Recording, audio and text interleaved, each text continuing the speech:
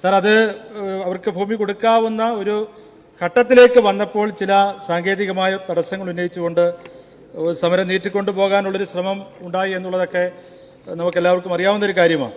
Sir, ഈ government അധികാരത്തിൽ വന്നതിന് ശേഷം ബഹുമാനപ്പെട്ട റവന്യൂ വകുപ്പ് മന്ത്രി ഇക്കാര്യത്തിൽ വളരെ താല്പര്യമെടുത്ത് ഇടപെടുന്നുണ്ട്. സാർ, 2 തവണയാണ് റവന്യൂ വകുപ്പ് മന്ത്രി ഔദ്യോഗികമായി മീറ്റിംഗ് വിളിച്ചത്. അതിനുശേഷം 14/11/2024 വിപുലമായിട്ടുള്ള സമരക്കാരെ ഉൾപ്പെടെ പങ്കെടുപ്പിച്ചുകൊണ്ടുള്ള വിപുലമായിട്ടുള്ള യോഗം ചേരുകയുണ്ടായി. അതിന്റെ അടിസ്ഥാനത്തിൽ ജില്ലാ കളക്ടറെ ചുമതലപ്പെടുത്തി ആ ഭൂമി അതുമായി ബന്ധപ്പെട്ട നടപടികളെല്ലാം പൂർത്തീകരിച്ചിട്ടുണ്ട് എന്നാണ് മനസ്സിലാക്കാൻ കഴിയുന്നത്. സാർ, അരിപ്പ ഭൂസമരം പരിഹരിക്കുന്നതിന് നിലവിൽ അനുകൂലമായിട്ടുള്ള സാഹചര്യമാണ് ഉള്ളത്. എന്നാൽ ഗവൺമെന്റ് അനുകൂല നടപടികളുമായി മുന്നോട്ട് പോകുമ്പോഴും വീണ്ടും സാങ്കേതികമായ വാദങ്ങൾ ഉയർത്തി പ്രശ്നപരിഹാരത്തിന് തടസ്സം നിൽക്കുമെന്നുള്ള ആശങ്ക ഭൂമിക്ക് വേണ്ടി നിലകൊള്ളുന്നവർക്കുണ്ട്. സാർ, അവിടെ ഈ മന്ത്രിതല മീറ്റിംഗിൽ എല്ലാവരും ആ പ്രശ്നം പരിഹരിക്കാൻ തയ്യാറായി അത്തരമൊരു നിലപാടാണ് സ്വീകരിച്ചത്. സാർ, ഗവൺമെന്റും ആ മനോഭാവമാണ് സ്വീകരിച്ചുകൊണ്ടിരിക്കുന്നത്. സാർ, എത്രയും വേഗം ആ പ്രശ്നം ചർച്ച ചെയ്ത് അത് പരിഹരിക്കാൻ ആവശ്യമായിട്ടുള്ള നടപടികൾ സ്വീകരിക്കണമെന്ന് ഞാൻ അങ്ങയോട്. ബഹുമാനപ്പെട്ട റവന്യൂ ഭവന നിർമ്മാണ മന്ത്രി. സാറ്, ഗവൺമെന്റിന്റെ ഒരു പൊതു നിലപാട് സമൂഹത്തിന്റെ ഓരങ്ങളിലേക്ക് മാറ്റി നിർത്തപ്പെടുന്ന ജനതയ്ക്ക് അവരുടെ ഭൂമിയുടെ അവകാശം, ആദിവാസികൾ ഉൾപ്പെടെ ഭൂമിയുടെ അവകാശികളായ മനുഷ്യർക്ക് അവകാശം കൊടുക്കുക എന്നുള്ളതുകൊണ്ടാണ്. സാർ, അതുകൊണ്ടാണ് മുത്തങ്ങയിൽ സമരം നടത്തിയിരുന്ന അവസാന പേർക്ക് ഈ ഗവൺമെന്റിന്റെ കാലത്താണ് സാർ പട്ടയം കൊടുത്തത്. അരിപ്പയും ചെങ്ങറയും ഇപ്പോൾ വളരെ ഗൗരവമായി, അരിപ്പ മാത്രമല്ല അരിപ്പയും ചെങ്ങറയും ഇപ്പോൾ വളരെ ഗൗരവമായി നമ്മൾ ഏറ്റെടുത്തിട്ടുള്ള പ്രശ്നങ്ങളാണ്. സാർ, അതുകൊണ്ടാണ് ഇന്നലെ ഞാൻ പറഞ്ഞതുപോലെ കഴിഞ്ഞ എത്രയോ കാലമായി ആർ മാത്രം ഉണ്ടായിരുന്ന വനഗ്രാമങ്ങളെ റവന്യൂ ഗ്രാമങ്ങളായി പ്രഖ്യാപിക്കുന്ന നടപടിയിലേക്ക് ഗവൺമെന്റ് കടക്കുകയും ചെയ്തിട്ടുള്ളത്. സാർ, ഇവിടെ പറഞ്ഞത് 2 ബഹുമാനപ്പെട്ട മുൻ പ്രതിപക്ഷ നേതാവും ബഹുമാനപ്പെട്ട പുനലൂർ MLAയും ഉന്നയിച്ച വിഷയങ്ങൾ വളരെ ഗൗരവത്തോടു കൂടി തന്നെയാണ് സംസ്ഥാന ഗവൺമെന്റ് കാണുന്നത്.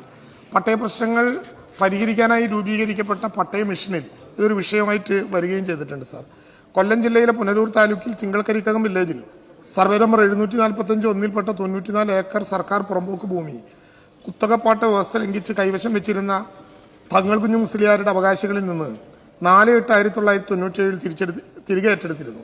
വയനാട്ടിലെ മുത്തങ്ങ, പത്തനംതിട്ടയിലെ ചെങ്ങറ എന്നിടങ്ങളിൽ നടന്ന ഭൂസമരങ്ങളുടെ പശ്ചാത്തലത്തിൽ ആദിവാസികൾക്ക് വിതരണം ചെയ്യാൻ കഴിയുന്ന ഭൂമി അതത് ജില്ലകളിൽ കണ്ടെത്തുന്നതിനായി ചീഫ് സെക്രട്ടറി കൺവീനറായി രൂപീകരിച്ച കമ്മിറ്റി തങ്ങൾ കുഞ്ഞു മുസ്ലിയാരുടെ അവകാശികളിൽ നിന്ന് തിരികെ എടുത്ത തിങ്കൾക്കരികം വില്ലേജിലെ അരിപ്പയിലുള്ള മേൽപരാമർശിച്ച ഭൂമി ഭൂരഹിതരായ ആദിവാസികൾക്ക് കുടുംബങ്ങൾക്ക് വിതരണം ചെയ്യുന്നതിനായി ശുപാർശ ചെയ്യുകയും പട്ടികജാതി പട്ടികവർഗ വികസന വകുപ്പിന്റെ 7/8/2023 ഉത്തരവ് പ്രകാരം ഭൂരഹിതരായ ആദിവാസി കുടുംബങ്ങൾക്ക് വിതരണം ചെയ്യുന്നതിനായി മാറ്റിവെച്ചുകൊണ്ട് ഉത്തരവ് സർക്കാർ പുറപ്പെടുവിക്കുകയും ചെയ്തിരുന്നു.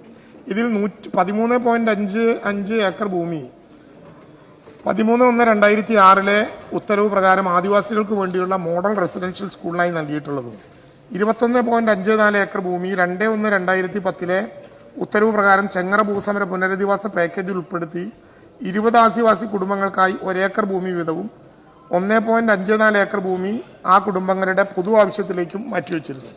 അവശേഷിക്കുന്ന ഭൂമിയിൽ 2013 ജനുവരി മാസം മുതൽ വിവിധ സംഘടനകളുടെ നേതൃത്വത്തിൽ ഭൂരഹിതരായ ആളുകൾ കയ്യേറി കുടിൽ കെട്ടി ഭൂസമരം ആരംഭിച്ചതാണ് അരിപ്പ ഭൂസമരത്തിന്റെ ഇപ്പോഴുള്ള ഭൂസമരത്തിന്റെ പശ്ചാത്തലം.